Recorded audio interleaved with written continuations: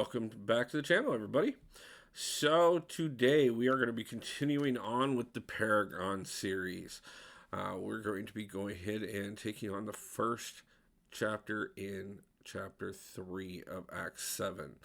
So this one does have 3 bosses on it: Ultron, Red Goblin, or Taskmaster. We'll look at those each here in a little bit, but let's go ahead and get in, look at the team I took in, and talk about what you're going to need to deal with, and take a look at how it went for me. Right off the bat here, you're going to see I just basically brought in my heavy hitters.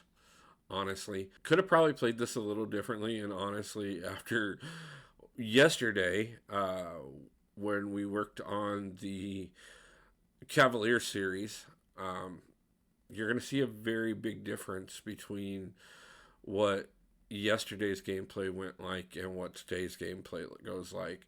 Obviously, we're dealing with a lot harder content, but I'm also dealing with a lot better champions. There's about a 2.5 week gap between when this one was recorded and yesterday's video, which was actually recorded yesterday. And it's definitely really clear what some of the things I've been working on has pushed up on skill level. So we'll see a little bit of that definitely in this video. For the most part, this is going to be one where you're going to need champions that have high damage off of their specials. Your specials are everything on this particular path that we're going to take today, so keep that in mind. You're going to want your highest damage dealing special champions. So, obviously, that's why we went with 5 of my largest champions, because who's going to deal more damage? Let's go ahead and get in here. We'll talk about the path. So, right off the bat here, you're going to have several things on this path that are going to technically play off of one another, but at the same time are going to make each and every one of them harder, with the exception of one. On the path node, right off the bat, you've got special delivery. Now, we actually had that one on the Cavalier level that we just did yesterday. So if you checked out that video, you'll have an idea on that. But obviously, you're probably not in the same spot if you're checking out a Paragon video. What special delivery does, if it's been a while since you've dealt with it, you'll start off the fight with 15 charges on you. Every time you land a hit, you will remove one of those charges. If you do not use a special before you remove the last of those charges, you will actually start degenning for 4 seconds. Now, next up is Power Shield. Now, none of your basic attacks are going to do any damage, but your special attacks will do an additional 400%. Normally, you would gain power just the same as normal while building up, even though you're dealing no damage. But because we also have Matador here, the only way you can gain our power is when the defender uses a special. So that's something to keep in mind as well. And the last part that makes all of this tie together so much more beautifully, Hurt Locker, which if you use the same special twice in a row, you will get a detonation timer on you, which you have 5 seconds to remove by landing a heavy on the opponent. If you do not land on a heavy within that 5 seconds, you will lose 50% of your health. Now, the only thing that ties all of this together that makes it actually somewhat doable, to be truthful with you, is the opponent does have special 1 biased, so they are going to be more likely to set off their special 1s. Just keep this in mind when you're doing your combos, when you're trying to make sure that you're setting off the specials before you run out of your 15 hits. You're going to want to make sure that you're baiting things and building up their special meter as much as possible, so that they're constantly setting off those special 1s, so that you can alternate between your special 1 and special 2 to avoid having to deal with that Hurt Locker detonator, and so that you can do enough damage to take them down. So right off the bat, you're going to start with Thor Jane Foster here, and then you're going to go over to Red Goblin, Massacre, White Magneto, Tigra, and then in the path with Hyperion. After Hyperion, you'll go over to the Boss Selector Island. You will have a chance to swap out champions at this point in time if you would like to swap one of your champions. We'll talk about what we did when we get to that point. I am going to show you the nodes for all three of the bosses, but I'm only going to go over the one that I chose, which was Ultron. But you will have them available to you if you'd like to pause the video. You can look at those nodes a little closer and see them to decide which boss is more relevant for you. We will be covering each of the bosses later on when we revisit these paths. But for now, like I said, we're going to start with Ultron. Now, Ultron does have the Armored Assault. If he has an Armor Up buff, he gains 65% attack and is indestructible. He also has a boosted buff. His Armor Up buffs have a 75% increased duration. He also gets an increased ability accuracy reduction. Though, if he is struck with a crit, he will remove an Armor Up buff to negate the damage. So what this means is you can actually whittle away from his Armor Up buffs and take them away from him to get that unblockable and the extra power off of him, especially if you have somebody that's a good crit champion like a Corvius, where you're going to be doing repeated crits. You can actually do quite a bit to keep those Armor Up buffs off of him. He also has enhanced abilities, so he's going to be triggering his abilities more often. He has Mystic Ward. He has resistance to nullification. And lastly, he has Transducer. Now, your hits are going to give you more power than they normally would, but if you are near him, you are going to be degenerating power just by being in his presence. So what your best friend is range attacks. Anything that you can hit him with and gain power off of without having to necessarily be right on top of him, or making sure that you are backing off enough so that you're not eating up your own power meter too much. So those are going to be the path itself. Let's go ahead and get in here and take a look. Like I said, this is definitely going to be a little rougher than yesterday's video by far.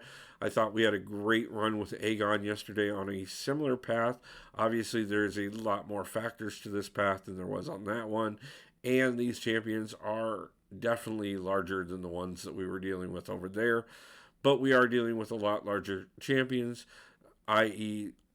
Hulk here. Having him at rank 4 as a 6-star compared to the rank 2 or rank 3 Aegon. I don't remember which one I have him at on my main account, on my backup account. But you can see here, we're trying to make sure that we're watching those countdown timers. You can see right there, I'm down to 5 hits left. But I need to make sure that I'm getting the right special off. Unfortunately, though, we had already set off a special 2, and we made the mistake of doing a second special 2, and that ended up getting us that degen, which definitely took things out of us. So we brought in Tigra in here to finish her off. Really, honestly, allowing mostly those rupture charges to do the damage. This is where somebody like a Tigra or Nick Fury can actually do quite a bit for this path, because then not only are you going to do the damage for your specials when you can get access to them, but you can do that damage over time debuffs and eat away from your champions even when the opponent doesn't give you the special to be able to do the damage with. So that is a major factor as well. Obviously, champions that do high special damage are going to be your first priority, but champions that do have extra effects such as bleed, incinerate, shock, poison, any debuff that's going to do damage over time can help you eat away at these champions and save you quite a bit of frustration. Speaking of frustration here, unfortunately, we were not able to keep Nick Fury in that LMD form, which is going to be a factor going forward on a few fights, because obviously he does more power in the true Nick Fury form, but he does have a disadvantage as far as what he is doing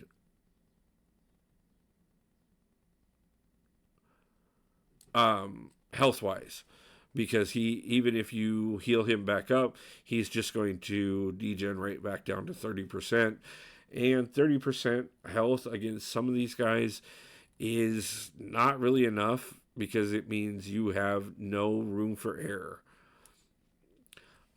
Obviously, that's where Hercules comes in, because yes, we get a little bit more room for error, because even if we were to get down to the point of 1% health and somebody were to get through a defense at some point off of anything, then we can turn around and go into that indestructible phase, and that's going to help us carry through the fight.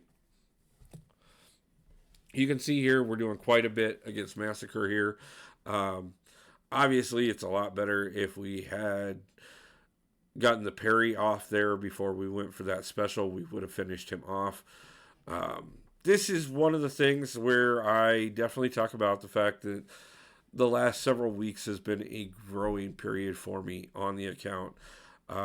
This fight right here, in spite of the fact that it is a mental champion against White Mags, who is not nearly as good as Red Mags, but is definitely not somebody you necessarily want to be taking metal champions against.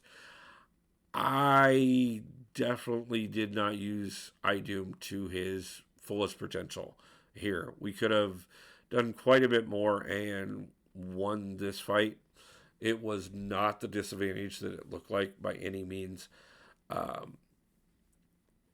But that's what a couple more weeks of using champions on a regular basis can do. You'll see that more so over the next several videos.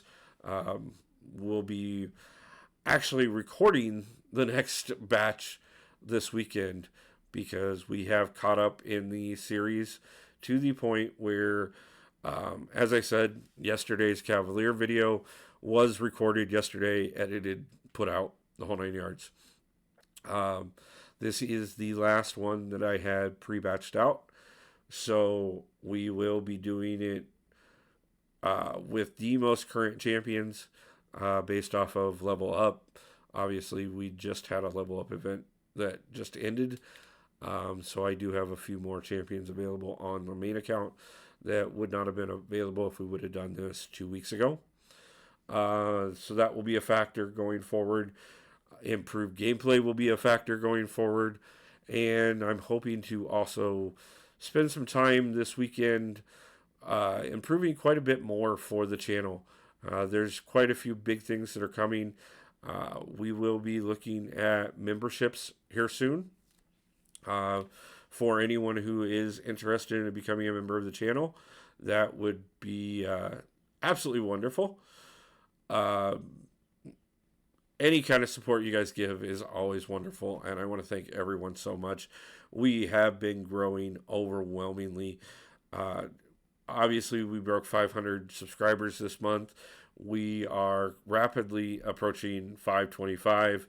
We are still shooting for that goal, next goal, I should say, because we've had several already. 500 was definitely a huge goal. 750 will be absolutely amazing, and once we hit that 1,000 and beyond, I just can't. I can't express how great it has been going so far, and how much I appreciate all the support from everybody out in the community, all the other YouTubers that have been reaching out and working with me on things, all the different streamers that shout me out from time to time, like MCOC out and Dementia Dreaming. I definitely want to thank both of them quite a bit. Been spending quite a bit of time over in their streams and appreciate the shout outs. Also been doing a couple projects with them as well, so we may be looking at quite a bit going on in the future. Actually had a wonderful session the other night doing some incursions with Oat, and it was wonderful. It truly was. I do want to thank him for bearing with me. Skill level is still improving, but we will definitely do more rooms the next time. Uh, Still got a decent run going, so that was fun. But we're going to be doing more and more stuff like that coming up. I've got quite a bit of things there. You can see here we did switch out to Red Mag for the Ultron fight, which again should technically be the easy counter there. Obviously, I need to push Red Mags up a bit more. Um, he he doesn't compare to my top end champions by any means, and he has a home to be there.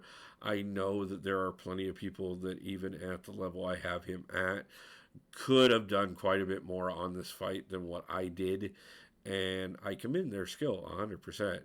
Um, I just I'm practicing more with him. I do good on quite a bit of matches, but the higher end ones, I haven't quite got his timing down enough to make sure that I'm not screwing up. But who knows, guys? Let's see what this week brings. We may be talking about that quite a bit differently. Um, like I said, this last season of War was definitely a big test for me as well. Trying to cover paths that I had the best counters for on in the Alliance. Pushed up a bit of my skill level. We actually had an absolutely phenomenal season, and I want to give a huge shout out to my Alliance, who we messed up a little bit in the last few wars, but outside of that, we just absolutely rocked this season. Just like we just rocked the last little bit of Ultron there, finishing up the path and opening our way up to continuing further on Act 7-3, and we will be doing that next week. We'll have a crystal opening on Monday, and then we'll be continuing Paragon and Cavalier, both of which are getting pretty close to the end on. We will also be doing our live stream tomorrow, and I hope that you guys can stop in for that. I absolutely am enjoying how much fun we're having on the lives lately, and I cannot wait to see everybody, no matter if it's back for a different video or if it's back for that live stream. Make sure you're taking a chance to smash that like button, hit that subscribe button. We are growing overwhelmingly, and I want every one of you to be here throughout the entire thing, because you guys are why I do this. I appreciate you all so much. Peace out.